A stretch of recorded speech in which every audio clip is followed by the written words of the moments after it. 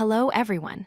In this video, we are going to look at a classic coding interview problem, how to check if a number is a power of 2.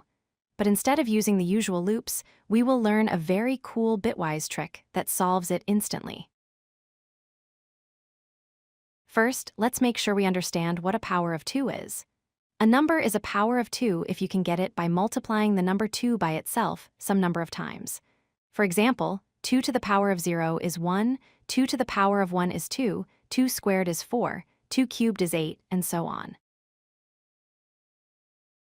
Now let's look at these numbers in binary. This is where the secret lies. If you write out numbers like 2, 4, 8, 16, and 32 in binary, you will notice a very specific pattern. They all have exactly one bit set to 1, and all other bits are zeros. A common way to solve this is using a loop. You keep dividing the number by 2 as long as it is divisible. If you end up with 1, it is a power of 2. If you get an odd number before reaching 1, it is not. This works, but it requires a loop, which means the time it takes depends on how large the number is. Here is the magic observation.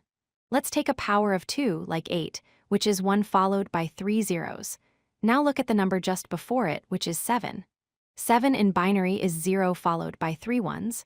Notice that when you subtract 1, all the trailing zeros flip to 1s, and that single 1 flips to 0. Now let's apply the Bitwise AND operator. The AND operator compares bits. It only gives a 1 if both bits are 1. If we perform a bitwise AND between 8 and 7, there is no position where both numbers have a 1.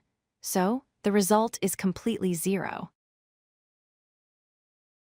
Does this work for other numbers? Let's try 6. 6 is not a power of 2. Its binary is 0, 1, 1, 0. 6 minus 1 is 5, which is 0, 1, 0, 1. If we AND them together, we get 4, which is not 0. This confirms our pattern is special for powers of 2. So, here is our magic formula. If a number n and n minus 1 is equal to 0, then n is a power of 2. This single line of code replaces the entire loop we saw earlier. We must be careful about edge cases, though. If n is 0, the formula 0 and minus 1 gives 0, but 0 is not a power of 2. Also, negative numbers are not powers of 2 in this context, so we simply add a check to ensure n is greater than 0.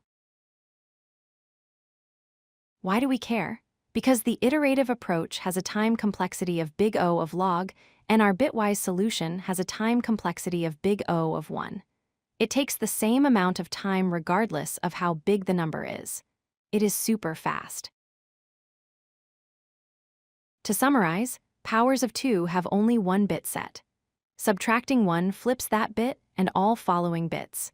Using the bitwise AND trick allows us to check this property instantly in constant time. Just don't forget to check that the number is positive. If you like this video, hit that like button and don't forget to subscribe. Visit codelucky.com for more such useful content.